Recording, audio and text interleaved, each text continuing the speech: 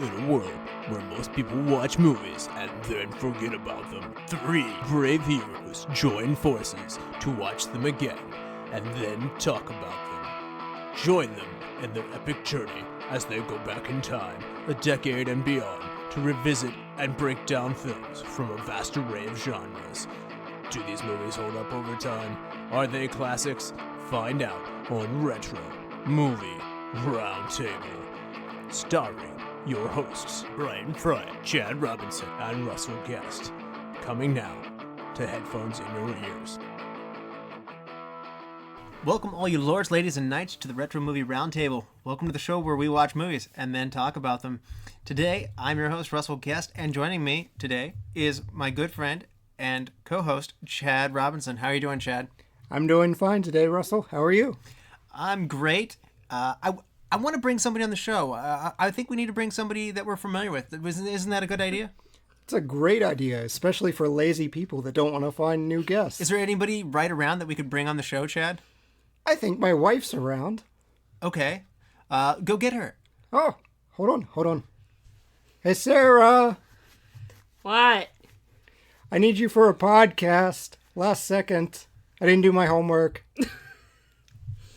Sarah, welcome to the Retro Movie Roundtable. Thanks. Hi. So, word on the street is you like movies. Sure, we'll go with that. All the neighbors are saying it. So, what is the last movie you saw? Actually, the last movie I saw was Cars with my daughter. We decided she needed to see it because she's really into trains and cars and everything. So Get a good review. she loved it. Yeah. Yep. I'd seen it before, but yeah, she was into it. I would think so. And what is a movie that you love that you look forward to showing your daughter at some point, maybe as she gets older? Well, I love Beauty and the Beast. I've already shown it to her because I was forced into it. She was being babysat by somebody and they showed her the beginning of it. And I had to show her the rest of it before somebody else did. So that was the one I was the most excited about. But just any Disney movie in general, I'm excited to show her the whole series. And Chad? I think Lion King, the animated version, let me be clear. Okay. So what is your favorite movie villain, Sarah? I think I'd have to go to Lion King and say Scar just because, yeah, he's pretty good. Be prepared. I always find it disturbing that Chad roots for Scar and feels like Simba is an entitled brat who shouldn't be. Like you said, Scar earned the throne. And what is your spiel on this again? He did. He totally earned the throne, and then he just gets dethroned for an unfortunate drought. Simba had nothing to do with it. An unusual take on the Lion King. He pulls for all the villains. Yeah, I don't know. For me, I may have mentioned this on a previous episode, but the greatest villain of movie history for me is definitely the Wicked Witch of the West. Darth Vader? He's up there.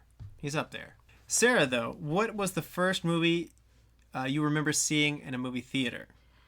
So the first one I remember, I know there were some before this, but the first one I distinctly remember was the re-release of Star Wars.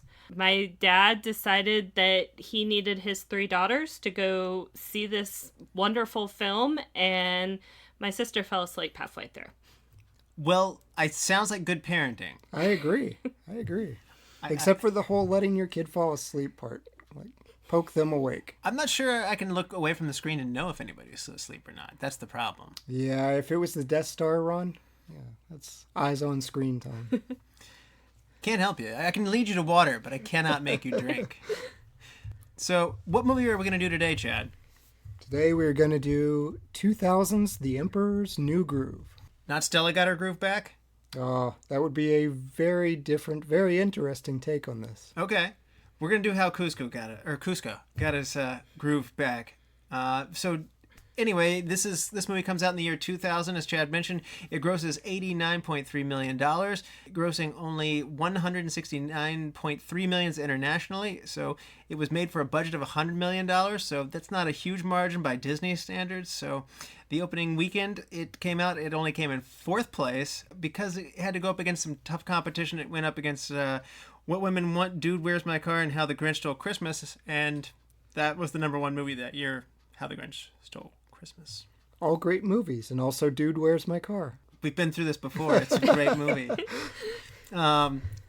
Anyway, it found substantially larger success once it goes to the home release market, and it sells 6 million VHS units, amounting to another 89 million in revenue. So it saves face through the second run or through the home sales, which is good for them.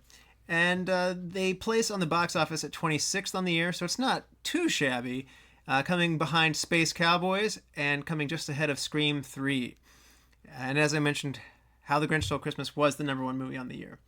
IMDb gives this a 7.4. Rotten Tomatoes critics give this 85%. The audience score gives it 83%, so pretty close to agreeing on that one.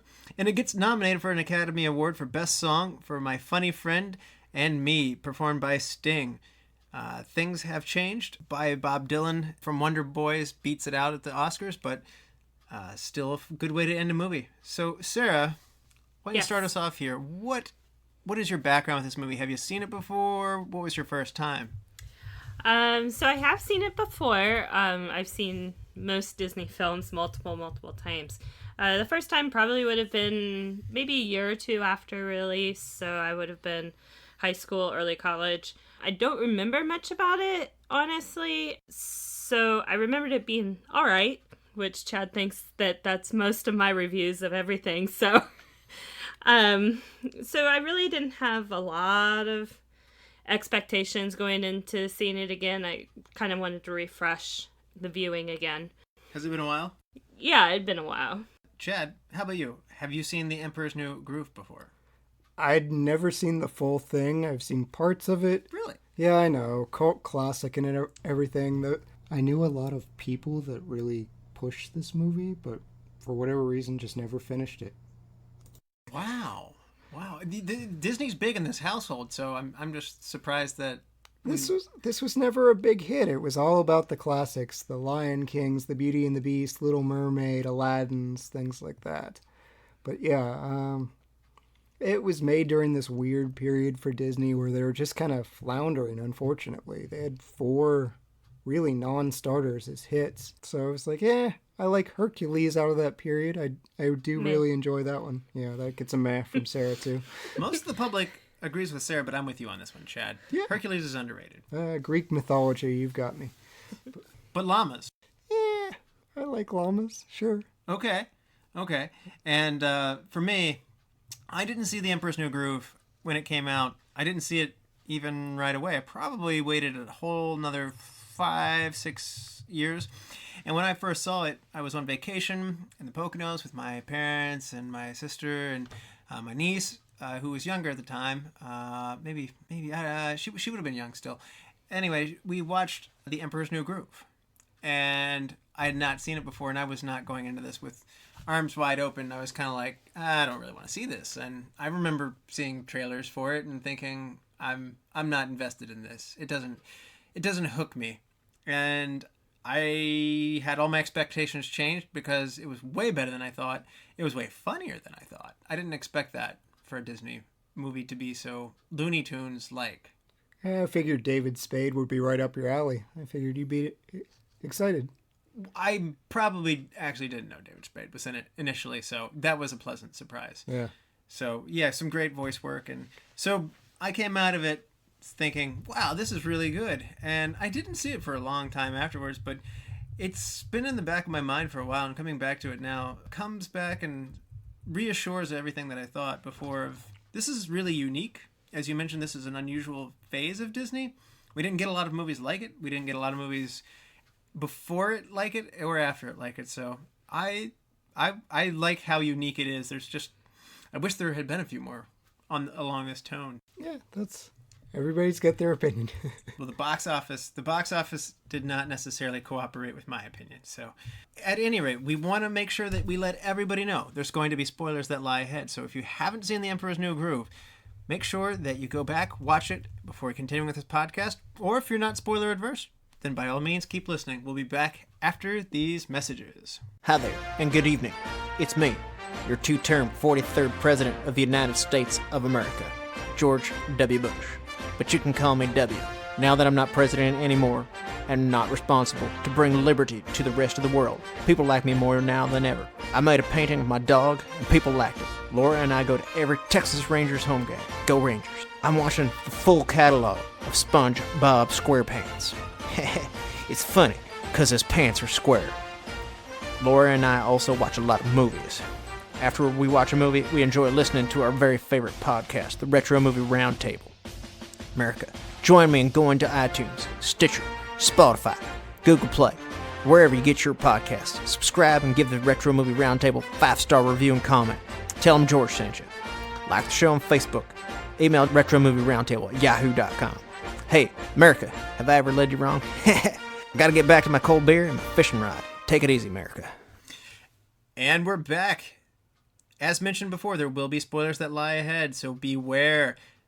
Sarah, for those who haven't seen The Emperor's New Groove since the year 2000, do you want to refresh people's memory with what happens? So Cusco is a self-absorbed emperor who has no care for what others want or need.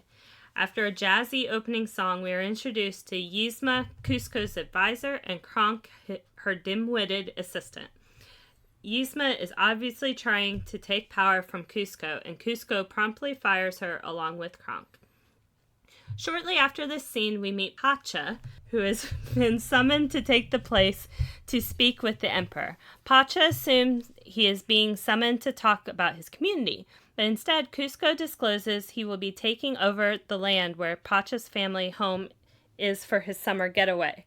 Complete with a water slide, Pacha returns home, very upset. Cusco is invited to dinner by Yzma. Kronk is cooking. There she plans to poison Cusco, but due to Kronk's mistake, he instead turns him into a llama. She orders Kronk to kill the llama. Kronk fails to do so, and Cusco ends up at Pacha's house. Here Cusco realizes he is a llama and needs to get the antidote from Yzma's lair. Pacha tries to save his home by agreeing to help Cusco get home. Yzma and Kronk are on their tails. Hilarity ensues, including a pretty funny restaurant scene. Eventually, all make it back to the palace and all converge in the lab, attempting to either kill Cusco or cure him. Eventually, Yzma is a cat, and Cusco is cured. He also realizes the error of his ways and agrees not to build Custopia on Pacha's land. That was kind of him to do that. Well done, well done. So, a lot of Disney movies come from long-standing fairy tales or literary works. This one, again, starts to break the mold, and it's interesting that it does that. There's no connection between The Emperor's New Clothes by Hans Christian Andersen, which is honestly one of the things that I thought it would. I thought New Groove might be a fun, jazzy way for kids to jazz up that title, but turns out nothing to do with that whatsoever. Sarah, as a story, is this a good story? Yeah, it kind of tells the story of, you've got to look out for others more so than yourself and, look outside your own little world. And so, for their target audience, it's a great story, and the way that they weave the characters throughout, I think it is. Chad, is this a story you would want to read at bedtime to your little girl? I already read the Llama Llama books. Oh, really? So, yes, Llama Llama loves to read and Llama Llama jingle bells. So this would fit right in. Llama Llama wants to build a water slide. Okay, yeah. He wants to gentrify the whole neighborhood. Yeah, this was a weird one, though, because it almost feels more like a sitcom than these traditional epic Disney movies. Well, they brought in some sitcom stars, so, maybe that's to some degree. You bring in David Spade, John Goodman, and Patrick Warburton as well. These are people who cut their teeth on sitcoms as well, and so the sensibility of humor here is a lot different. It's also different in that the tone of it's different. Sarah, again, most Disney movies hit you with a little something hard. I mean, obviously Bambi's one of the tougher ones, but they usually do hit you with a little more hardship than this one. Talk about how you're way more versed with the body of Disney work than almost anybody I know. So talk about how this one is tonally different. I think Disney was looking for a change in that period. Like Chad said, they had a lot of non-hits. So I think they were trying for a while to reenact what had worked so successfully with Beauty and the Beast and Little Mermaid and Lion King, that they wanted to completely do a 180. And so I think that's why they went that direction. And I think it was a nice change in tone. I trying to remember the timing of Pixar around that time too, and it kind of went in the same vein of kind of adding more humor as opposed to some of the more traditional. I enjoyed that. I like something different every time. Yeah. And Disney was on fire coming off of the early part of the 90s. Right. And I think they became accustomed to high Hit levels after of hit. success. Yeah. Because they did Little Mermaid, followed by Beauty and the Beast, followed by Aladdin, then Lion King. Right. They're riding on top of the world. And then Hunchback and Pocahontas. I might have Pocahontas wasn't that bad. It didn't do well. It didn't. And Mulan also is part of this era as well. And then Hercules as well as part of this era. And so I think Disney's getting frustrated as they watch computer movies definitely. like Toy Story are just blowing up and going through the roof. And in a way, we're in the last steps of hand-drawn animation. Correct me if I'm wrong. This is the last summer big Disney feature before Dinosaur, right? And Dinosaur is animated, computer, right? I think Dinosaur actually ended up releasing right before. Maybe I read that wrong, but they were right around the same time. Yeah, Lilo and Stitch, I know, wound up kind of being their last gasp for a while of like, will this succeed as a format or not? And thankfully, one of my favorite movies, it did decently well, and it got us Princess and the Frog. But that was a throwback at that point. Like, computer animation completely, Oh, yeah. I guess, taken over. Lilo and Stitch hadn't come out yet. No. So that one's still to come. So this is not the last hand-drawn one, but it's late. Yes. Oh, definitely. In that zone. Yeah, they were shifting gears at this point. Does that make you sad, Sarah? Because at this point, I thought we were always going to have hand-drawn and computer-rendered cartoon movies.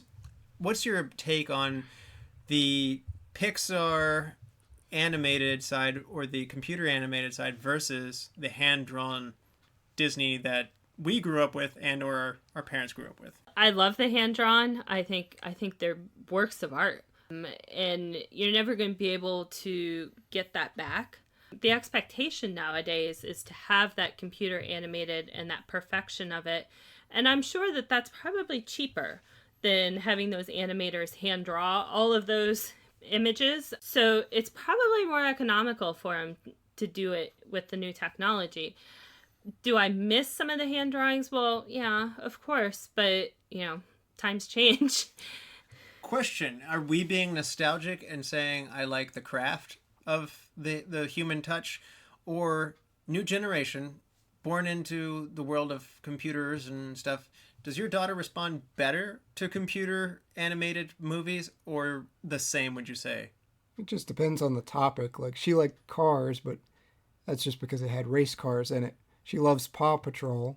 It has dogs, and that's. But if you showed her like 101 Dalmatians, which also has dogs in it, is that gonna?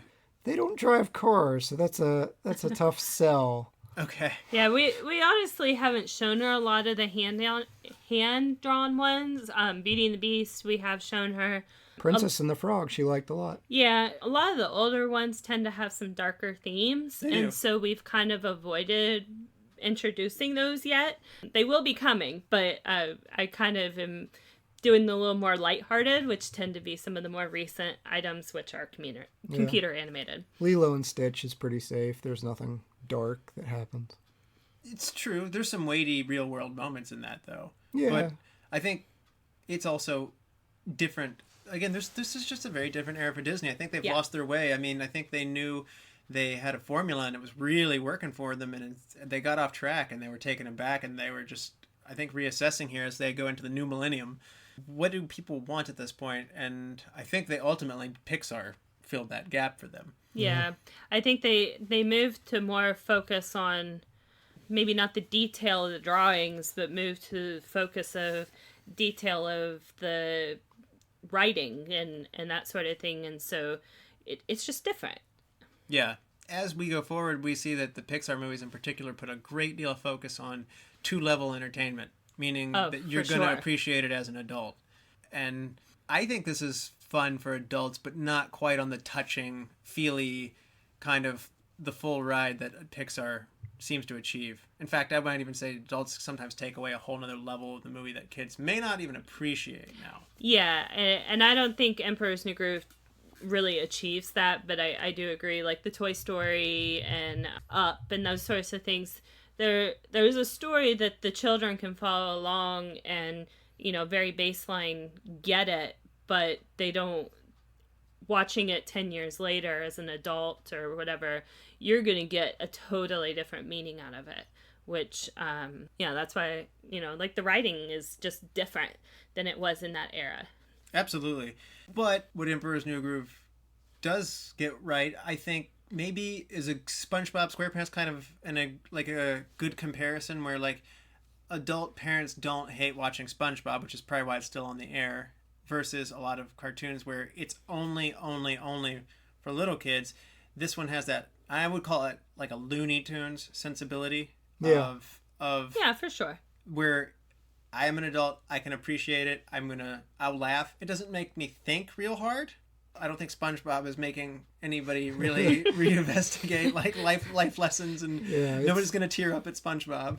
Although Squidward's pretty mean to him sometimes. Yeah, when Mr. Krabs didn't get his money, I cried a little bit. Yeah. But yes, so I think this is hitting that degree there. Chad, why don't you give us a rundown through the cast here before we continue? Absolutely. I've already mentioned David Spade. He plays the title character, which is Emperor Kuzco. Also, the llama Kuzco. Might recognize him from movies like Tommy Boy or Black Sheep. He's always this Weasley character. Does a great job at it. There's John Goodman, who plays the kind villager, Pacha. John Goodman from Roseanne. Eartha Kitt plays Yzma, who is Kuzco's ex-advisor. She's fired. This was Catwoman in the Adam West. Not Julie Newmar, but Eartha Kitt. Then there's Patrick Warburton, who plays the dim-witted Kronk, Yzma's henchman. David Patti from Seinfeld, or my favorite, Brock Sampson from Venture Brothers. You'll recognize his voice. It's just very distinct. Putty. Yes. Wendie Malick. She plays Chicha, who is Pacha's pregnant wife. She was Nina in Just Shoot Me. She usually plays much more sarcastic, meaner characters. I'll throw out Tom Jones. He is theme song guy. I love that credit. If that name sounds familiar, it's probably because of Carlton from Fresh Prince. It's not unusual. What's New Pussycat? Things like that. Also, I've got to include Bob Bergen, who plays Bucky the Squirrel. Bob's a pretty versatile guy. He did a lot of voices for Disney, the hyenas, one of the hyenas in Lion King. He plays Porky Pig, Tweety, and Marvin the Martian in Space Jam. Baby Tarzan, does voice work in Lilo and Stitch. He's all over the place. And Patti Deutsch is a pretty good waitress. Yes. A very unenthusiastic, fed up waitress. Yeah. Muscle tough. That's everyone. So David Spade, not who you would think to come in and do some voice work here in the Disney sphere, especially given that he's coming from, I would say, again, that sitcom / Saturday Night Live, Tommy Boy. He's sarcastic. He's a little more crass, and so to see as a stand-up comedian too, he's quite gifted. So at this point, it seems like everybody does voice work now. But at this point, I was surprised to see David Spade do this. Is that a fair statement? Yeah, I mean, I guess looking at this, though, I can't imagine them casting someone different because you've got this weaselly, selfish character, and that's what he does. David Spade always plays this selfish, self-centered guy. In the movie, he's in theory supposed to be 18. David Spade's 35, but somehow it still works for me. Sarah, do you wish they had gotten anybody younger there? No, I don't feel like his voice sounds a certain age, so I don't really feel like it affected that. And like Chad said, I feel like it matched his other characters that he's done in the past, so it made sense. I know Chad's a big Barbra Streisand fan, so you might be sad to hear this. The original choice for the part of Yzma was Barbra Streisand. Yentl is a classic. So, and Patrick Warburton, who played Kronk, and David Spade actually played Kuzco, both played the two main characters in the popular sitcom Rules of Engagement, Yes. which comes on in 2007 later. So this is before that, but their good chemistry there perhaps was fostered in this work together. I've not seen any of that show, to be honest with you. Yeah, we watched it. How did that go? I wouldn't say it's a work of art, but Yeah, it's not was- highbrow humor. it was a watchable show. I mean, it was a sitcom. Yeah. Am I wrong? David Spade's also in Just Shoot Me? Yes. Yes. Okay, that's the one that I think of for his sitcom work. Yeah, that was earlier, though. Okay. That was before Rules of Engagement. Yeah. So I have good memories of that. And so when I first saw this, I was like, oh, yeah, that's a great show. And then I thought about it more closely. It's like, no, I've never seen this one. So It was fine. Yeah, it's watchable. So the scene where Pacha is carrying Kuzco through the jungle, Pacha and Kuzco discuss Kuzco having low blood sugar. This is an actual fun reference to David Spade, who in real life is hypoglycemic, and poking fun of that. So, Sarah, do you feel like Spade's character, or personality, I should say, because we get to see him not only through these sitcoms, as we mentioned, but also through things like Tommy Boy, or through his stand-up comedy. He's just a personality that comes on even commercials, and he's very sarcastic. Do you feel like the character was well shaped around Spade, or do you feel like this is Spade, he read the part and he did it?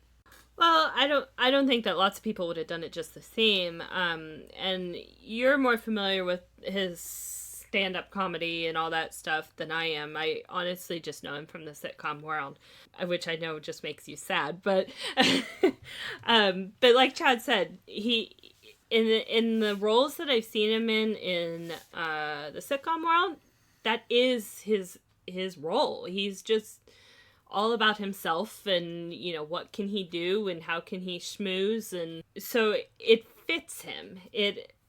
I don't know that it was made for him, but like when they were writing it, but I think once they wrote it, they could see that he would be a good fit for it. I think in some ways how they animated him and his lean back, nonchalant posture, for sure, I think plays off kind of this. mimics him. This is before the days of motion sensors where they put those little white dots on your face and capture everything you do, but I still think that this movie took a long time to make, as we'll get into.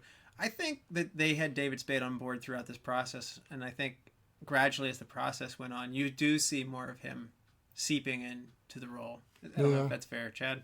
No, that's fair. I mean, you make the point of affecting his mannerisms, but another scene where the kids are playing, or baby Kuzco is crawling around, and one of the animators had 3 young children and insisted that he animate that scene of baby Kuzco because he wanted to capture his kids, and specifically his baby daughter, in that scene. So he went home and he studied his kids and studied how they moved, and then put that into the movie. So they probably watched David Spade and put a lot of his personality and his mannerisms into the character.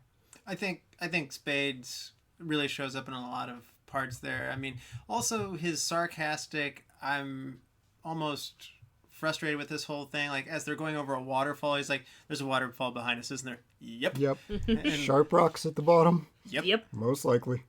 Bring it on. Yeah, that's that sensibility that of his that I can't imagine that was just in the script from the get-go. No, you're right. He probably improvised a lot, and they probably leaned into his personality more. I think so. One of the things that's also surprising is Owen Wilson was originally going to do the voice of Patra, and the role went to John Goodman later. Owen later gets to be Lightning McQueen in Cars and gets 3 movies and probably paid a lot more handsomely. So, Oh, sure. I mean, I think it worked out okay for him. And also, apparently, your oldest daughter approves of Cars over Large Villagers. Ka-chow. One last fun thing is Patra's name means Earth in the Incan language, and we're dealing with Incan characters. Disney at this point had done a good job of immersing you in various cultures. Again, ancient Greece through Hercules, Pocahontas very much so through the Native Americans. Yeah. Mulan, Aladdin. Yeah. Aladdin, yeah, that's a good point, Aladdin. And Hunchback, for all of its missteps, it does put you in a place in time and history. They don't really hammer that through here, do they, Sarah? No, they don't. That was actually something Chad and I kind of talked about after watching the movie. It was like, now, what culture are they in again? What was it? Incan? Was it Mayan? What was it? And it kind of is. It never really is stated anywhere or made abundantly clear. It kind of has winks and nods, but never full out says this is Incan. Yeah, they say Mesoamerican, but that was a criticism of mine of so many of Disney's movies. The setting is one of the characters. I think of Lilo and Stitch. Hawaii is a huge character for it. You know, Agrabah and the setting for Aladdin, huge part of it. And this, it felt like It could happen anywhere. Yeah, it could have been anything. And That's a very valid criticism I hadn't thought about really until now, to be honest with you. It does not... Disney sometimes derives jokes as well as plot points from the contextual time that they're in as well as their location. And that's pretty enriching to help you escape. This movie doesn't really help you escape in that way. yeah, Beauty and the Beast makes the joke of, but hey, we're French, for like why they're being rude. Yeah, again, maybe it's that Looney Tunes... I'm going to draw that parallel a lot of times. Looney Tunes doesn't think much about where you are in time or place. No, it's universal. Oh, Pepe Le Pew is very French. Okay, that's fair. He's French, but it doesn't mean he's in France. That's true. Isn't he in France? He'll harass that poor cat, poor female cat. Which, by the way, I think in the Me Too era. Yeah, that character is dead. Yeah, I don't know how that plays today. Oh, it does not. There's a disclaimer in front of all Pepe Le Pew cartoons. So another thing about you're talking about time and place that is the rendering style of this movie is also different. I think it's worth mentioning that how it's hand drawn is different than some of these predecessor movies that we had talked about. There's a lot less detail. Yes. What are some other differences versus, say, am I wrong to say like Little Mermaid, Aladdin, Beauty and the Beast, a lot of these ones that we were talking about from the 90s kind of visually look similar to each other? Yeah, I think there's more detail on the background and the setting, as in like the sunrise on the savannah for Lion King or the stained glass in Beauty and the Beast. You're not getting those beautiful setting and background. It's more cartoony with The Emperor's New Groove. It's more jagged isn't the word I'm looking for. Abstract? Yeah. It's, the older ones are more design, whereas this is more focused on the humor of it. And I think that's part of why they go a little bit more abstract, because it's a little bit more off the wall and a little zanier. And so they can put that into that artwork as well. So it's different. It's not... and less detailed, but I think that was intentional. I don't think that it's lack of design. I think it's intentional. I agree. I think it certainly was on purpose, but its pace is faster, and they're not drinking in the scenery, and that's part of why you guys rightfully are saying, I don't feel like I'm in the Incan Empire at this point. Yeah. And the people are drawn differently too, aren't they, Chad? Yeah, I think so. Like Sarah mentioned, they're a little less rounded. They're a little less chiseled and detailed. It's more kind of like the Hercules urns, where they have those designs, those black and orange type designs in Hercules when they're showing all the mosaics and the urns. The characters are very similar in that way. They're blockier. Mm-hmm. Yeah, I mean, Cusco has this really long neck and doesn't look as human to begin with, like even before he gets turned into a llama. Yzma is really exaggerated, and I mean, if you go back and look at it, whether it be Ariel or Gaston, even from Beauty and the Beast, these people look like people for the most part. You know, sometimes would we say like Cruella de Vil might be one of the worst looking people, like on the far end of the extreme, like. Yeah, even her. There are some people in my office that could easily play a Cruella de Vil. Eesh. Wow. Well, then I don't know that I want to work with her. But yeah, Yzma. My immediate thought was there were scenes where she looked like a Chihuahua. Yeah, exactly. So Yzma is more extreme than almost any other Disney character rendering. You know, I'm going to exclude like Ursula because she's half squid or something like that. But I mean, am I wrong in saying like Yzma is rendered in a very, very extreme manner? Well, even compared to, say, an Ursula that's a half squid, she seems to have more fluidity to her than, say, Yzma would. So, yeah, I think there's some validity to that.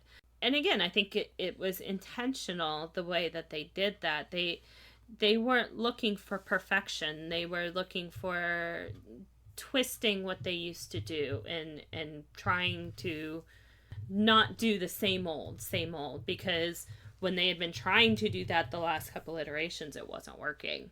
So let's try something new, whether it be artistic style or humor or what it is. Yeah, and again, I almost expect this to be from the Warner Brothers. A little bit, yeah. The Warner Brothers part of the world. It just doesn't seem like Disney. Yeah, I remember as a kid always being able to tell what was Disney because Disney had this distinct style. And Emperor's New Groove, it was one of those like, okay, was this Disney or was this another production studio? Because they kind of looked similar to all the others compared to that distinct Disney style that they had for so many years. I always could tell right off the bat as a kid which one was which. Somebody else over here didn't quite have that eye all the time.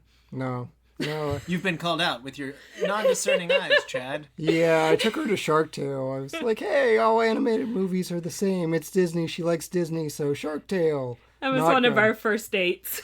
But yeah, I kind of feel like 22 Jump Street moments of, no, don't do anything different. Do the exact same thing. Disney knows things that work. And because kids keep coming along and they're new to the world, it's fresh for them every time. So it's easy to recapture them doing similar techniques over and over again.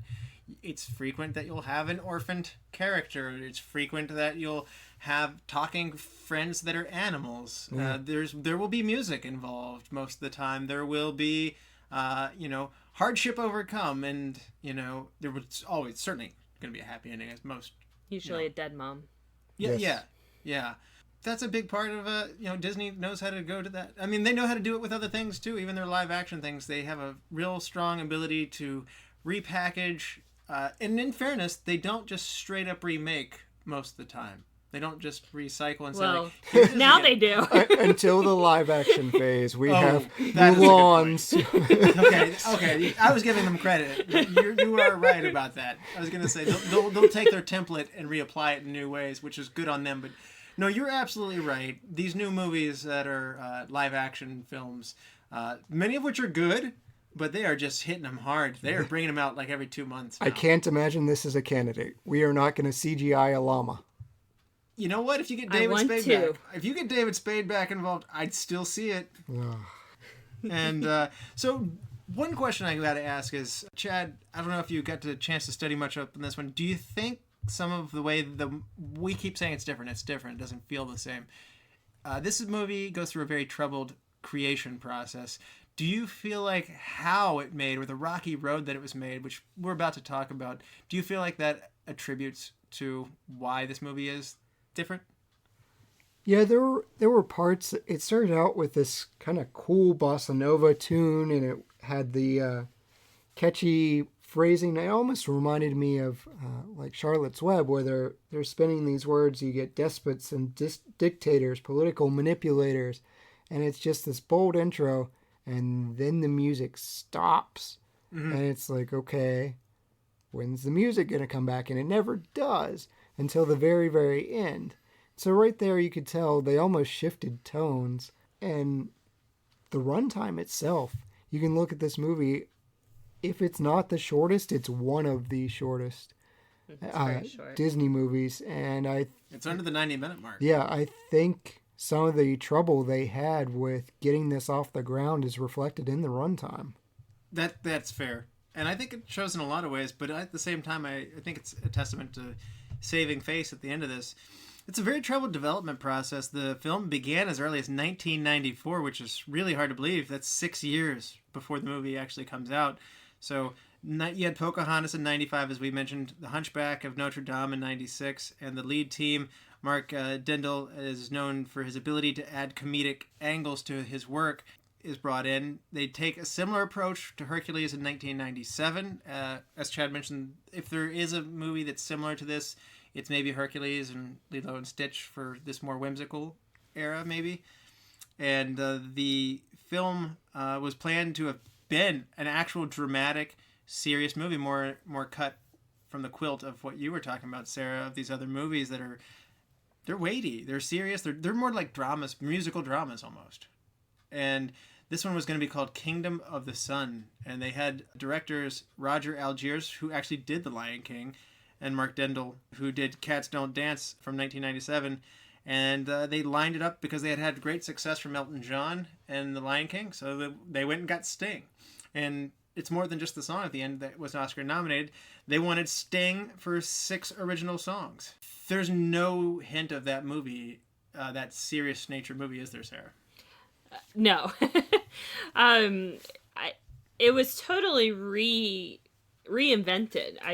It's no longer the same movie anymore from what it was originally intended. And I think it was because the executives didn't want to try to keep doing the same old, same old. They were finally trying to break out of that template a little bit because of the string of movies they had that were so unsuccessful between that great golden era and the time when this was produced. No, that's a very good point, though.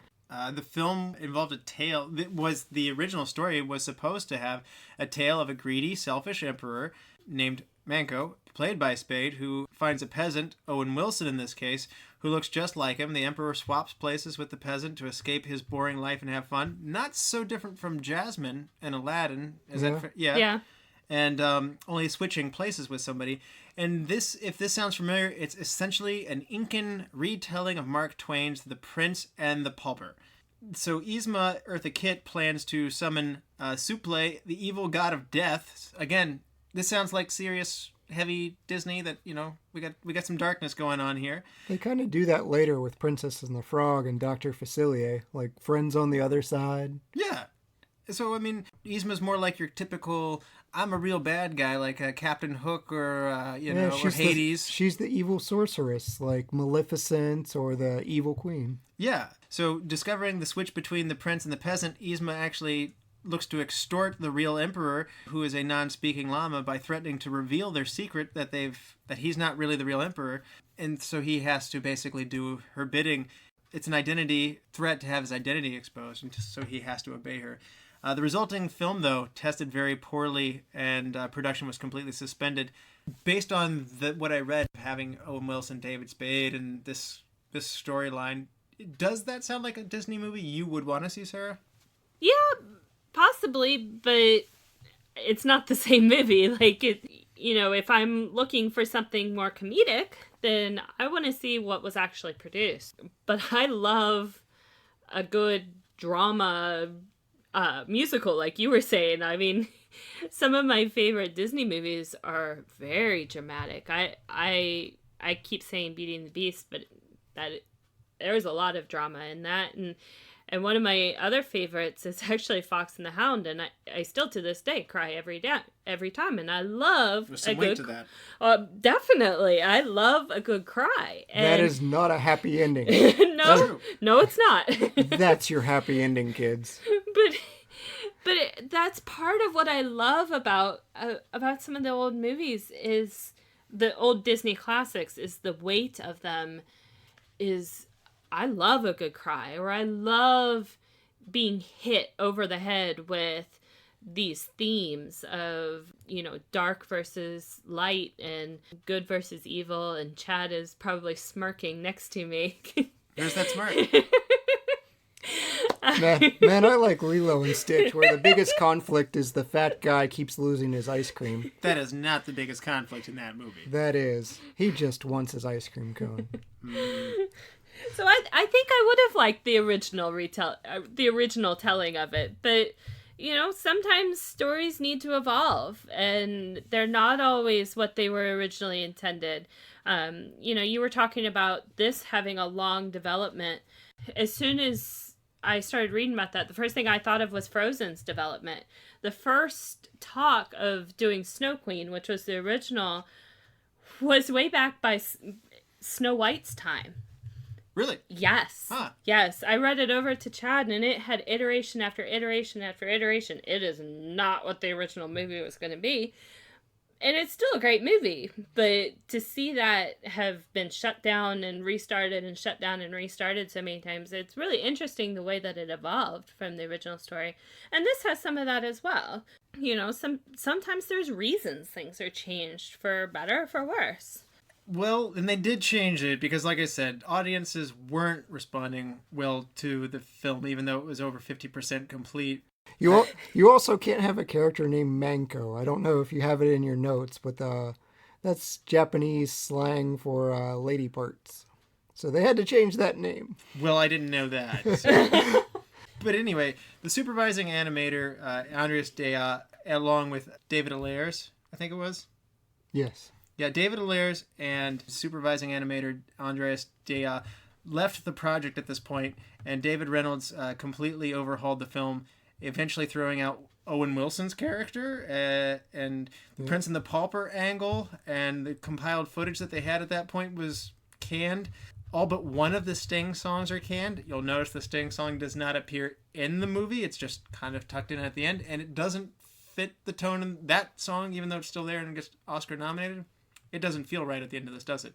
No, and there, Yzma's song, Snuff Out the Light, it mentions plot points that are no longer relevant about summoning this evil deity.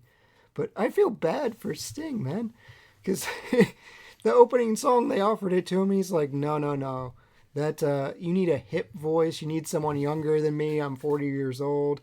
And they're like, you know who's hip and who's young? Tom Jones. Let's get the guy doing What's New Pussycat. Sting had to be like, oh, come on. I'll come back to that one. But as I mentioned, Mark Dindal was hired to add more comedic elements in the film because they wanted to get away from, because people were responding, I'm not having fun with this. And so they tried a course correction out of that. But David Allers asked for 6 more months of an extension. But Disney makes a lot of deals. So, when your Happy Meals and your Coke sponsors and stuff say your movie needs to happen now, it needs to happen now. And Allers didn't get his time, so he quit the project. And the film was brought to a very close to near shutdown. And as a result, the recording of the film that we have today was Mark Dindal working on a complete rebuild ground up. David Spade and Eartha Kitt's characters creating a new wackier film centered around Spade's talking llama and Yzma. So you have a reduced set of characters. Pacha was now a middle-aged man, and they brought in John Goodman, and Kronk was brought in to be more humor into it for comedic relief. And the pieces actually came into place pretty fast, so it's hard to believe after 3 years of spinning your wheels, this thing is put together actually pretty fast. It's amazing that this isn't a disaster. Yeah, I agree. Due to the troubled productions, one of Disney's executives stormed into the producer, placing his thumb and forefinger a quarter of an inch apart and remarking, your film is this close to being shut down. And Fulmer approached Ayers and informed him that he needs to finish the film in the summer of 2000. It's gotta happen. So, hard deadline, and sometimes when you have constraints, great creativity and comes to the rescue. If anybody's interested in more detail on this one, there's actually a documentary called The Sweatbox, and it's made by Sting's wife. And it was meant to be a documentary of just, hey, my husband's involved with this thing. I want to record the whole process and show how this thing gets made. And it kind of turned into a strange, dysfunctional, look at this train wreck unravel. Yeah. You know, Sting didn't get the best deal out of this, as we see. So Definitely not. there's a reason Disney doesn't push the Sweatbox, though. So you mentioned before the tone of this movie is different, and Mark Dindal is a large part of why they bring this.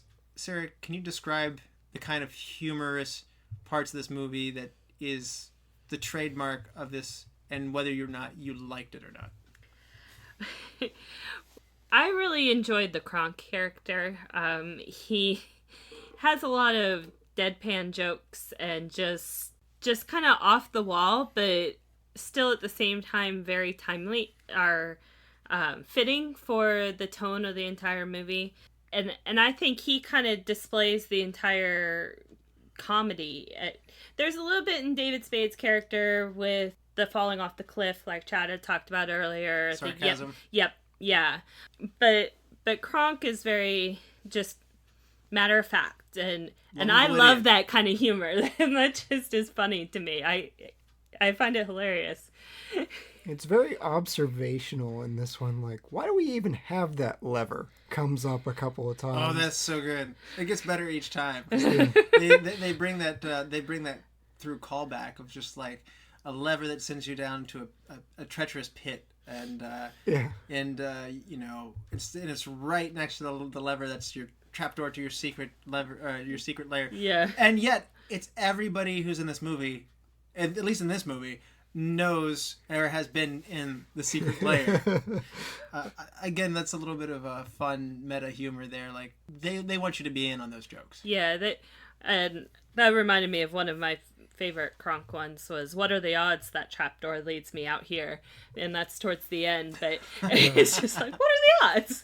Like, I mean, there was some like classic Disney moments for me at the very end when the animal guards are chasing. There's an octopus guard. Like, that felt like old classic Disney. I almost wonder if that was part of the original when they were retooling it. But the scene where they're just drinking whatever vial they can to see, and gets turned into a whale for the Pinocchio flashback. And things really pick up there pace-wise at the end. Again, it has that Looney Tunes fast pace to it. Yzma, to me, I could see easily being like an Elmer Fudd or a Yosemite Sam or a Marvin the Martian, of like this, I'm out to destroy you, but everything keeps backfiring in your face kind of thing. Yeah, Wile E. Coyote. Yes, yeah. You know, part of the fun is seeing her plans blow up in her face. There are some other good moments of humor, and again, there are some things that I like, that Kuzco doesn't like being touched by others, and he indicates, like, don't touch me, like, no touchy. Yeah. And these are moments that I start to see a little bit of Spade seep into this. I could see him doing that with some of his other characters. He even says to Pacha at one point, bye-bye. Oh. And that's just like one of his trademark characters that he did from the flight attendant, jerk flight attendant from Saturday Night Live. Yeah. And so... Oh, bad llama. Yeah. Stuff like that, yeah. So mocking somebody, and he's that sensibility is a big part of this. And I see where Mark Dindal worked off of Spade, and I don't think you have a successful movie without Spade. No, I don't. Probably not, no. Especially with what they were trying to do. Although, I hate to see Owen Wilson ushered out the door. He's a funny dude, too. Yeah, well, like you said, it worked out for him. Comedically, he is pretty different. Goodman pairs well with him. And so certainly does Kronk's actor there, Patrick Warburton. Yes. What do you think about the arc of the story of Kuzco not trusting, or I should say intending to intentionally backstab Pacha? It goes on for maybe one or two more go-rounds than you might think. They really go out of your way to show you that Kuzco has some growing up to do. He's not actually a likable character, I would say, for 3/4 of this movie. Yeah, I think they just tried to punch that home over and over and over. And I think that's part of, your audience is children. So you got to make sure they completely understand what you're trying to teach them. And so if you're going to just tell it to them once, they're not going to listen. Knowing from having a 2-year-old, you tell her once and she's either not going to retain it or not going to obey the first time around. And so, that's part of it. Did they go too far? Possibly. But it was, like as we said, it's only a 90-minute movie. They didn't have to draw it out that far. If it had been longer, they may have been punching it even more. And that might have been even more detriment. There were some things that I thought they included that maybe they didn't need to. One thing I thought about was early in the movie, they brought out a row of suitors for him, and he was supposed to pick a wife, and he didn't like any of them. He was too good for him. I almost felt like that scene was just disjointed from the rest of it. So I felt like some of the stuff was just pushed. We were emphasizing that. He moos at one of the girls, doesn't he? I know this much. One of the dismissed, I guess they're not suitors, but one of the possible brides-to-be. Yeah, one of the possible brides-to-be is angry at him and is coming at him, and somebody has to hold her back. Yeah. Well, Yeah. They cut some scenes where he was even meaner. I can't remember what he was going to do, but they basically said, well, we've crossed the line.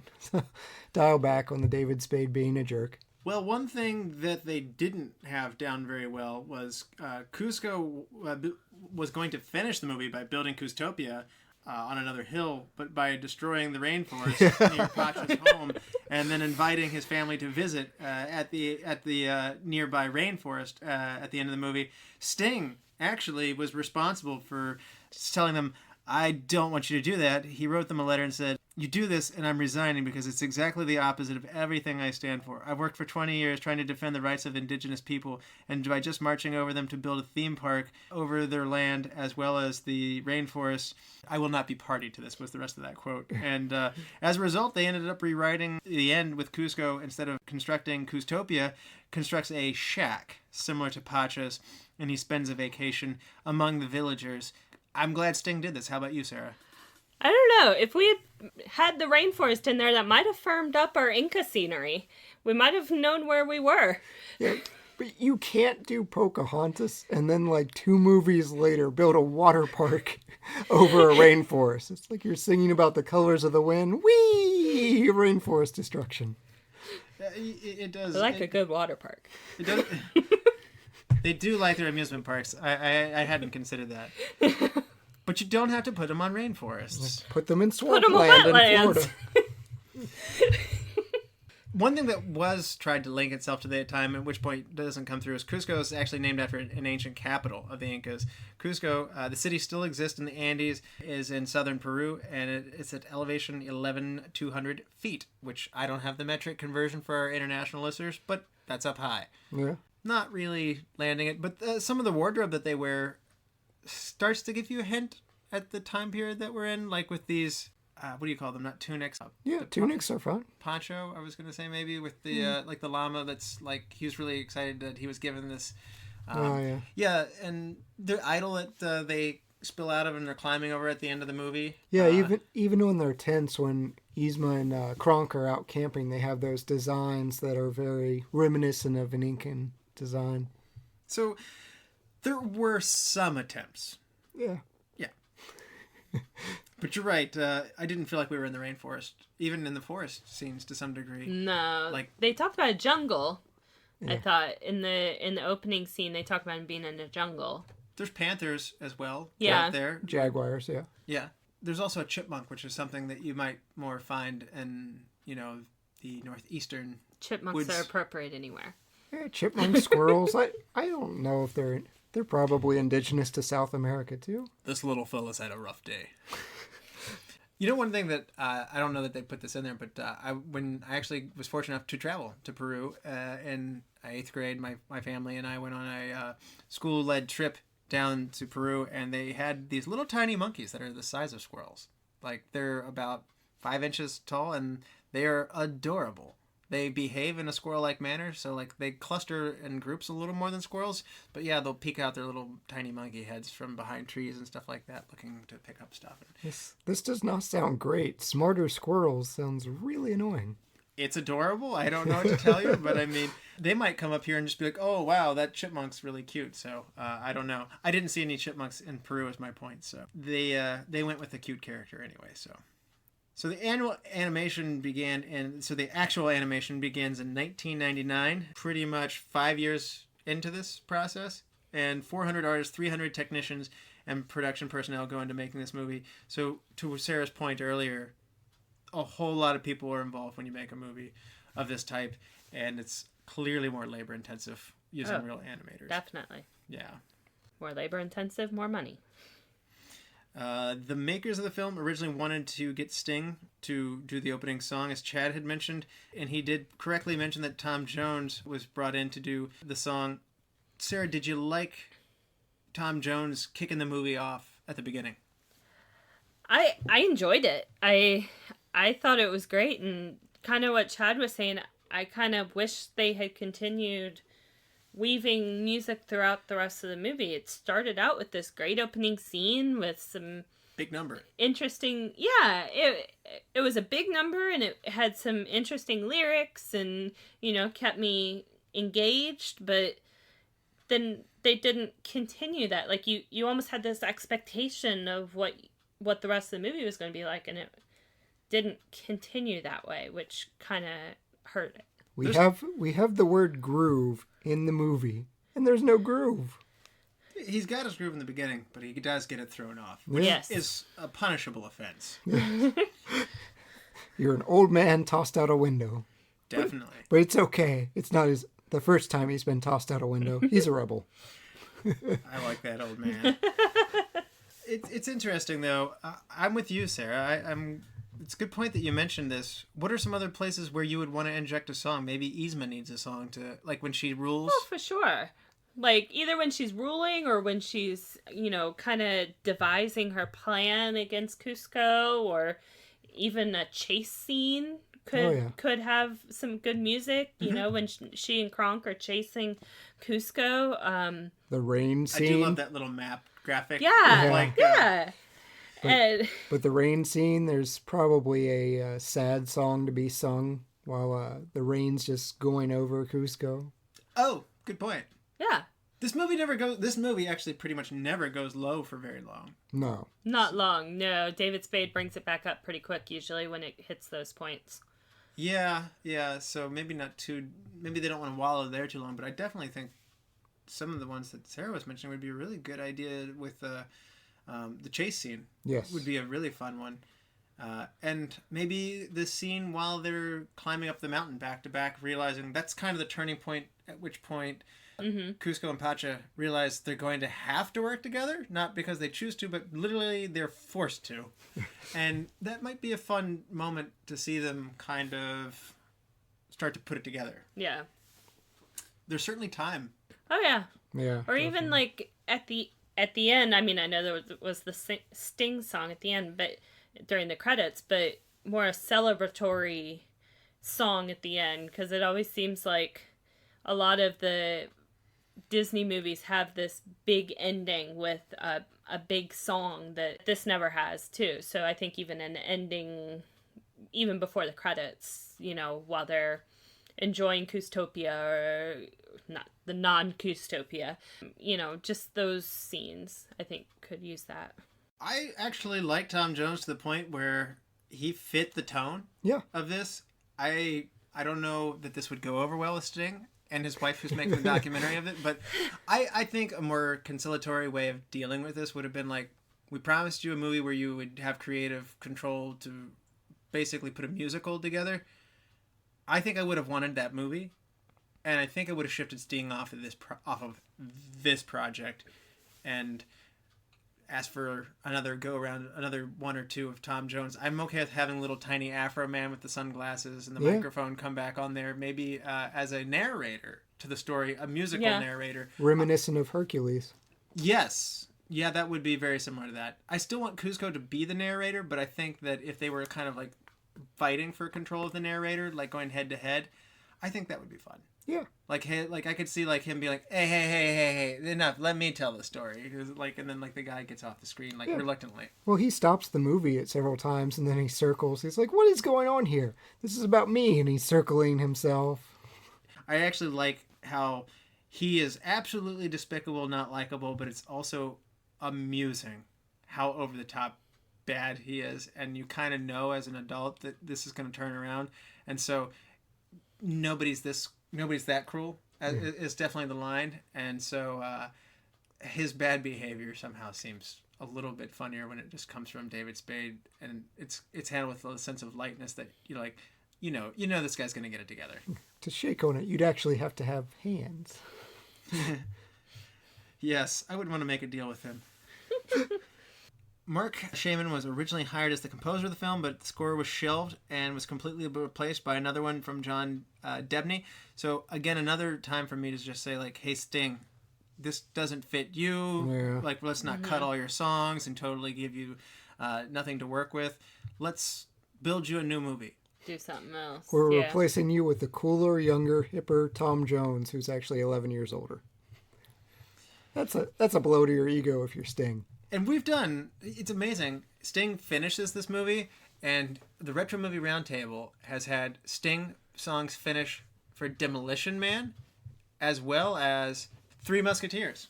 Yes, Sting, Bryan Adams, and Rod Stewart come in to do a song in the Three Musketeers. That song's not good, by the way. That does not sound good, Russell. It's not. I blame it more on Bryan Adams than the other two. Oh, summer of '69, you take that back.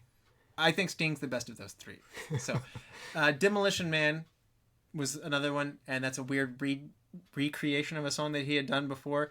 And then in this one, this is the best of the Sting songs, though, from Retro Movie Roundtable so far. And the Oscars agree. There you go, Sting. Oscar nomination and Retro Movie Roundtable nomination. I think Sting should come on the show. We've covered 3 of his movies. Yeah. Good luck with that. We'll be watching you, Sting. The Police will reunite on this show next week. Tune in. Reckless speculation. I'm 99% sure of this. Only the smallest room for margin of error. So, Sarah, this is a segment of the show we like to call Look for This. What kind of fun facts or things should you look out for in this movie?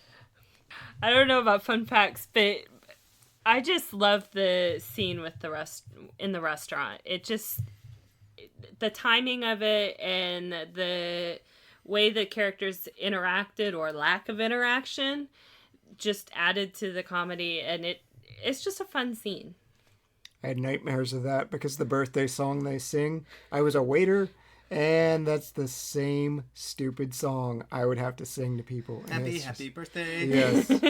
From the IHOP crew, we wish it was our birthday so we could party too. Hey. Ugh.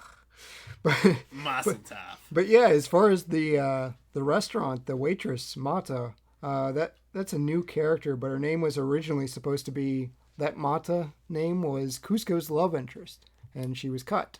Wow. So they retooled the character into a 5-minute.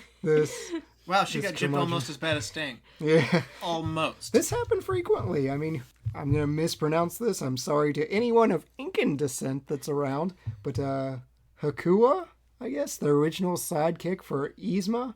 I'll buy it. He got cut entirely except for one scene. It's the dinner scene when he's seen holding a candle in the background.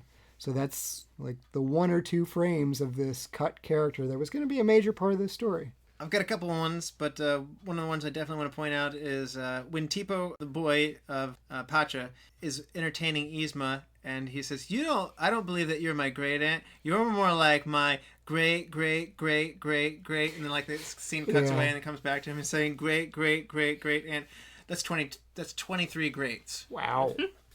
So and it's only making her angrier and angrier. And again, that's I love the humor of that. It's so funny.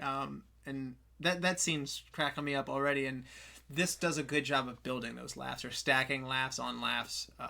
When again the restaurant scene does it, or the scene where they're at the home and Yzma's trying to deceive them and they're not having it.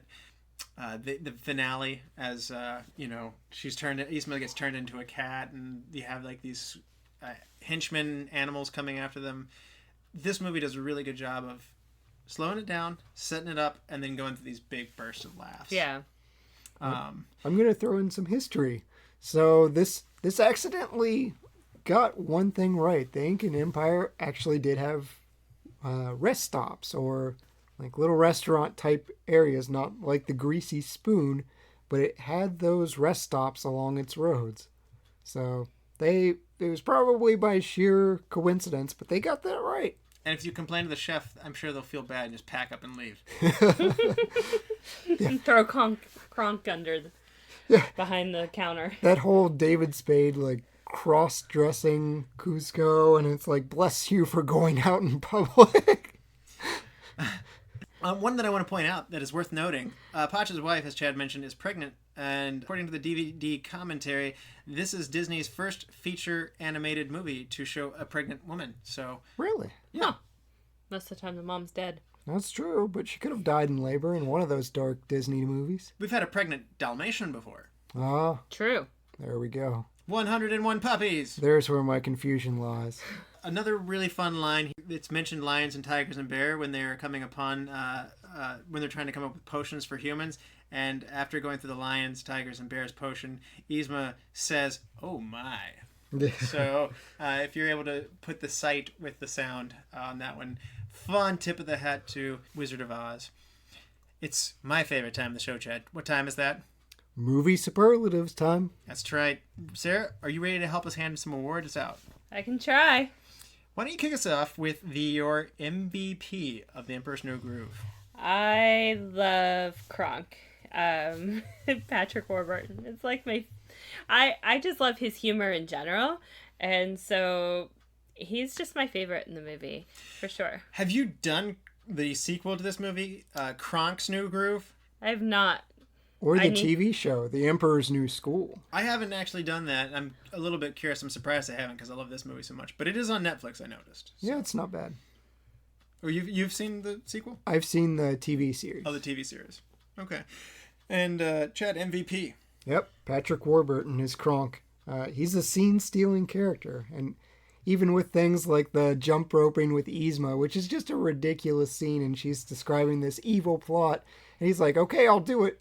But I've still got 94 monkeys to go. I just love the things of just the simpleton in him. I love the angel demon on his shoulders. Yes. And she's like, and I didn't like your souffle. And she's like, oh, she's toast. So as much as I love Patrick Warburton, and I may have more on him, the MVP for me, I have to go with David Spade on this one, and it might be my Saturday Night Live fandom coming through, but I think it's more than that. His sensibility, to me, helped shape this into a fun animated movie that's unlike any other Disney movie, unlike really any other movie other than, again, maybe a Looney Tunes effort. And so I really like that, and we're seeing a lot less of that by the year 2000, and we've seen almost nothing like that now. I really want to credit David Spade with his sensibilities and his character that seeps into this character and into the movie in general. So without him, I think we would have had a train wreck. Sarah, who's your best supporting actor? Am I allowed to say Patrick Warburton again? It's a small cast, so... I mean, he's a supporting actor in the allow. role. That is true. That's an unusual one. Normally you just go right on down the list and find your next favorite. But I'm sorry. He can't win Hidden Gem now. Just putting it out there. Yeah, I was gonna say. No, he's not. Okay. Patrick Warburton, a rare second go around. You know, Fry's not here to totally corrupt the rules, and like he's just like, who's your number one actor? I've got 5. And I'm gonna give them to you now. And if I were remaking this movie today, not what I asked. Hey, Our guest isn't pushing, so we've gotten a lot of guest pushes. That's true. That's true. Chad, who is your best supporting actor? Eartha Kitt. I really thought she brought out a nice, raspy, slimy tone to Yzma. She just gives her this visceral quality that you don't like from the very get-go. She has that great line of, you shouldn't... what was it you wanted again? Food? Ha! That's what... Should have thought about that before you became a peasant. Just the way she delivers that is great. I particularly like it when she wakes up in the middle of the night and Kronk is waking her and she's got the green facial mask on and the cucumbers over the eyes. And she wakes up and like sits up and they do a zoomed in close-up shot, almost a la Ren and Stimpy. Yes. And they make her look absolutely unappealing and like Kronk's like, ah! They do that again later on when Yzma's hiking up her dress. Yeah. And you have the kind of adult humor that you're realizing, oh, they're horrified of one thing. And she pulls out a knife. And everyone's relieved. And all the adults are like, ha! All the kids are like, what? This is bad? Yes, that is again, I love that. I can't believe they went there with this movie. And for me, I'm going to go Best Supporting Actor, Patrick Warburton. I enjoyed him and his talking to chipmunks and his enthusiasm for cooking and his big heart that he has when he can't actually dispose of Cusco. When he needs to. So, Sarah, who is your hidden gem? So I loved Pacha's children, Chaka and Tipo. They in the scenes that they're in, which is very few, but in the scenes that they're in, they really help drive the humor, and they also help you feel for Pacha a little bit more than any of the other scenes do. You see where he's conflicted and you don't really get a lot of that emotion elsewhere in the movie, and so they bring that out. But they also, when they're kind of delaying Yzma and Kronk, they're so humorous, and it's the way 3, 4, 5-year-olds are. I have one. They're just, the things they say are hilarious, and they know more. They don't hold back. They don't hold back, and they know more than you think they know. Yeah. Until it comes out of their mouth, and you're like, oh, so you get what's going on. And I really felt like these kids got what was going on, and they were in on it. And I loved that. Yeah. And so it's Kellyann Kelso who does the voice of Cha-Cha, and Ellie Russell Linnetz does Tipo. So, female voice playing young male character. Pretty normal for the animated world. Good job from both Kellyann and Ellie there. So, Chad, you're relentlessly hard on young actors, but perhaps voice work. What do you think about adult women playing these characters? Do you like them? I had written in my notes at one point, and this didn't, so this will still be a surprise when we get to this superlative.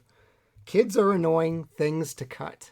Oh. But it was during that, yaha, nah, yaha, in the bunk bed, and I'm just like, oh, I don't like these kids, go away. The wife was very capable, and she was fun, and she was crafty, but the kids were just, yeah. Sarah and I shake our heads and wag our fingers at you on that one. I'm with Sarah on this one, though. But my hidden gem is going to go a little bit deeper, and I'm going for John Fiedler, who plays the old man who initially throws off the new groove of Cusco in the palace by just simply existing and walking along there and getting backed into. And I like how apologetic he is. No, it's my fault. I threw off his groove. Oh, no. Beware the groove. Groove. And he does come back at the end, and I like that moment where, again, it does make you feel good. You see how terrible Cusco was to this old man, but at the end, he's actually quite fond of him. And he's like, oh, it's not the first time I've been thrown out of a building, and it won't be the last. So, recast, Sarah, if you had to replace somebody in this movie, who would it be, and who might you put in their place? Okay, so the cast is very, very small. So I had a really hard time picking somebody, but I'm going to go with the mom, Chicha, who's played by Wendie Malick. And I also had a hard time trying to think of somebody else that would fit in that role. Mm-hmm. This is somebody a little bit more contemporary than that time period, but I'm still going to say it because it's the only person I can think of. and it's Rainbow Johnson from Blackish. I feel like she would have some of that humor and be able to maybe put a little bit more into it. Add a little. A little. Yeah. You don't need a lot, but and I really think that, you know, it really didn't need recasted. I just was forced into that question. It is. It's and I think you have such a small set of characters. They were cutting people out of this movie left and right. Right. Yeah. As a function, short run time, short cast. They didn't have time to write music for it, unfortunately. I think they probably would have put more in there, as you mentioned, but small cast. Again, trying to cut everything down to the essential just to get this thing made and out for the summer of 2000 so Coca-Cola and McDonald's can have their Happy Meal toys. Oh, yes. Chad, who is your recast? I'm recasting John Goodman as Pacha. Wow. Yeah, I saw Monsters, Inc. first, and I cannot get Sully out of my head. And so when I hear his voice in Pacha, it's just a huge disconnect for me. I don't like it. So you don't like reusing voice actors then, huh? John Ratzenberger is different, though. I love the in-joke of Cars where he's watching all the Pixar films, and he starts off with, like, hey, this guy's great. Oh, I like that actor. And then he goes, wait a minute. They're just reusing the same guy. But no, I think I'm going with, like, Lucky Yates. He does the voice of Krieger on Archer. Or maybe even like a Chevy Chase or someone like that, Dan Aykroyd. Just not John Goodman. Wow, okay. So I'm going to recast Sting, as I mentioned before. As everyone did. Yeah. I actually think that it got to the point where it was just sad for Sting. And the song doesn't fit. It is an appendage. It's a fine song, and I think that they should have probably taken that song and rewritten some lyrics and, you know, got him his due. I want to see Sting get a 6-song movie. Yeah. I mean, Elton got his, and it turned out great. I think Sting had a good musical in him, and we won't get to see it. On the other hand, Tom Jones just hit the tones of this movie. This isn't about a great touching number. The cheese that is Tom Jones somehow fits the goofiness of this movie. Oh, yeah. Yeah. So, yeah. Small cast, hard to recast, but sorry, Sting. Way to fix the ending, though, and not deforest the rainforest. I do appreciate that. Best shot, Sarah. So this was fairly early, but I enjoyed the scenery in when Pacha was leaving the palace right after he originally met Cusco. It was a very long journey home, and that was one of the few moments where there was a little bit more detail in the scenery, and because it was focusing on Pacha being really sad, and so that was the one beautiful moment I felt like I could get those feels. Point to. Yeah. And that probably is one of the moments. They don't linger there, though. No. Chad, best shot. I like when they're going through color contrasting scenes, and this happened twice. There's a black and red scene with Yzma in her lab where she's describing what she'll do to Cusco. The secret lab that everybody knows about. Yes, it's very beautiful. Same with the Jaguar in the jungle chase scene. Mm-hmm. The colors shift, and there's just great contrast there, but the artwork almost gets more simple. It's very just almost cut out, and it's beautiful to look at. Yeah. My best shot is when Cusco and Pacha fall through the bridge, and they must stand back to back or else they will fall below into the alligators. Just the image of them in that situation. It's a physical situation that's a metaphor for the relationship that they have at this point. They really do need each other, and I like that moment where they're penned there. That, to me, is one of the images of the movie. It's a good thing you're not a big fat guy, or this would be real difficult. That's a great Spadeism. I mean, I can so see him saying that to Chris Farley in a similar situation. Very much so. I can see Chris Farley like squishing him. He's like, it's a good thing you're not a big fat guy. Best scene, Sarah. I kind of already mentioned this, but the restaurant scene and just the way that they use all sorts of different humor in the revolving door. You know, so Yzma's talking to Kronk, and then Cusco's talking to Kronk, and it just keeps spinning and spinning and spinning. And the humor that Kronk puts into that whole scene is just, I love it. This is mine as well. I'm with you. Yeah. The crossing of paths between Cusco and Pacha meeting up accidentally or almost meeting Yzma and Kronk provides a lot of good humor. You know, Kuzco walks in the kitchen, complains, and then Kronk goes back there to make one kind of comment, and then that's the last straw. And he can't believe it. Like, he's just packing up. He's like, what did I say? What's wrong? And then the next thing you know, he ends up cooking, and because he's a big Ulf and he just wants to make everybody happy, he just starts cooking and taking orders. And then, as Sarah mentioned, they go through the revolving door, and David Spade and Eartha Kitt's characters are just going in and out and crisscrossing, and how do they not see each other? It's so fun. Kind of harkens back to like a Charlie Chaplin type movie, some of the silent film. Definitely. And some sitcoms, but it ends perfectly too. They walk out of the restaurant and Yzma is still wearing that sombrero. Yes. The birthday that's not her birthday. Yes. I'm just like, I didn't know it was your birthday. Yeah, that's this is probably one of the best examples of laughs stacking on laughs. And once they get you laughing, they keep you laughing. That's actually a pretty fun thing to experience in any movie, animated or just a regular comedy. So this to me elevates it just out of like family elevated thing and goes full blown. I'm enjoying watching this on my own as a guy in my 30s. So, Chad, what's your best scene? Same one, the restaurant scene, for all the reasons that we've covered. It's just great. Yeah. It is a clean sweep for the best scene. Change one thing, Sarah. I kind of talked about this already, but just the more music. It starts out so great. I just thought that, you know, it needed to continue, and it might have extended the runtime a little bit too, so that would have been helpful as well. Yeah. Chad?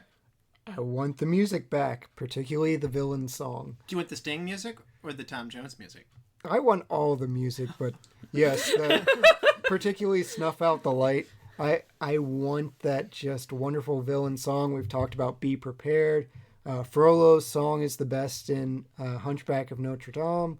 Are there any good songs in Hunchback of Notre Dame? Yes. Oh, okay. Yes. There are. The movie's not that I'm great. relentlessly hard on that movie, sorry. The villain songs are traditionally the best ones. Friends on the Other Side for Princess and the Frog, so that's Chad what I loves want. his villains. These are great, great songs, although Almost There from Princess and the Frog is great too. This is also talking about the man who's convincing our daughter Darth Vader is the hero of the movie. She cheers for him now. The Empire did nothing wrong. Oh, man. We're going to have I'm concerned. I'm concerned. Okay. She's going to be so disappointed when Darth Vader force chokes his first guy. She's going to be like, wait, what is the good guy doing? Yeah, and Chad's sitting there with confetti going like, yay! See, he can do that without actually touching him. I hope she's going to go around force choking people. I'm squishing your head. I'm squishing your head. A 4-year-old just threatening people. Inject a little more music is... I came in with something else, but that when you said it earlier, Sarah, that takes it for me. Yeah. The Tom Jones stuff is fun. I want fun music in this along the way. Yeah, why not? I don't need big, epic, long, sweeping ones. I'm not asking for Part of Your World or, you know... Well, you can put one of those in there. That's okay. Yeah, well, I don't know. But give me an Hakuna Matata. Like, I need something... I need something fun in the middle of this movie, and I definitely want something triumphant at the end. And I do like the idea of Yzma's new policy. Like, I'm going to make a couple of changes around here, and if you thought Kuzco was bad, we see how mean Yzma gets. I think that would be a really fun scene to add. Yeah. And so that was I kind of merged two of mine. I wanted to see just how bad Yzma is when she takes over the throne. So, but more music. Best quote of the movie, Sarah. Mine was one more for Exotic Bird Bingo. I just thought it was hilarious. Delivered by Kronk. And Chet? Another Kronk quote for me. In my defense, your poisons all look alike. You might think about relabeling them. Yzma and Kronk have so much good dialogue. There's really a lot of good choices to choose from on this one.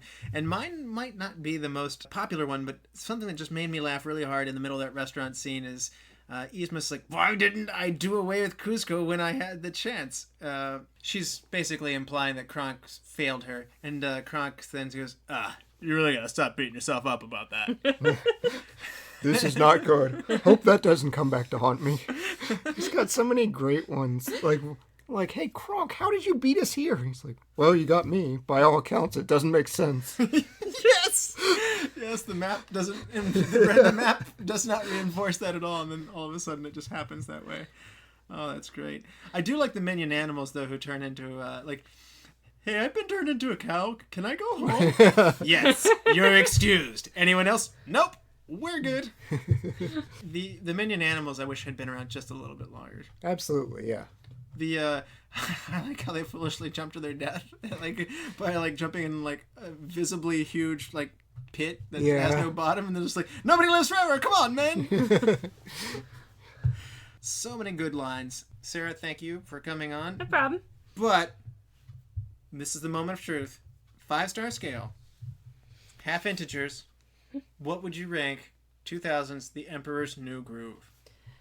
Chad thinks I'm a harsh critic most of the time, so I think that most will not agree with me. But I would probably say 3.5. I steer towards the middle a lot of times with these sorts of things. So it was good. It wasn't a great cinematic movie, but it was enjoyable. That's fair. So you're saying it's a good movie. Chad? 3 stars for me. For me, it's about the middle of the road for Disney's library. It's still a fun time. It can't compare with the epics like Aladdin, Beauty and the Beast. It's not as bad as something like Brother Bear. I actually don't enjoy Jungle Book either. But so You're it's harsh on Jungle Book. But go ahead. it's not fun. I'm not a Baloo fan, but so 3 out of 5. With music, it could get up to probably a 4. Interesting. I'm definitely bigger on this movie than you guys, and I'm going to go with a 4.5. Oh, wow. This is one of my favorite Disney movies. It's not at the tippy top. It's not Aladdin or The Lion King. And I don't think Toy Story kind of gets put in a different category almost. It's Pixar. In the Pixar set of things. But it's in my top 5. And wow. Yeah.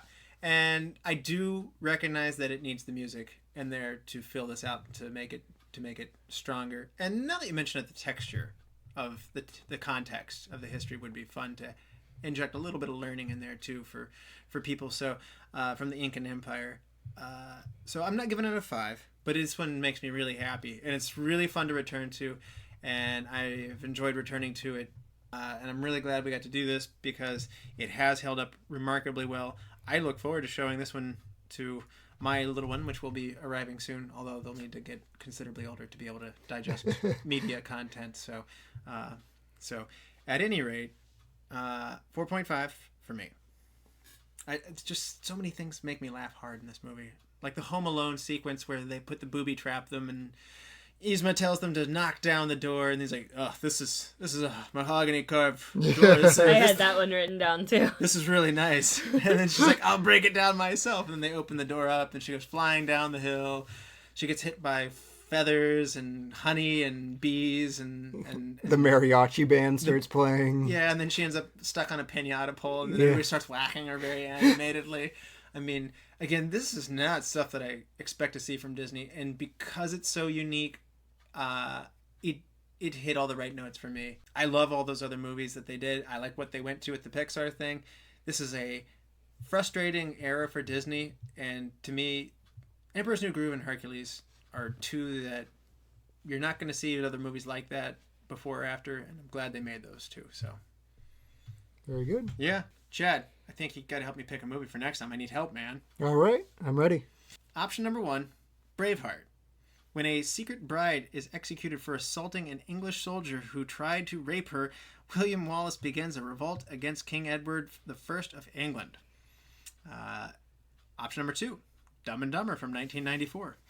A cross-country adventure of two good-hearted but incredibly stupid friends.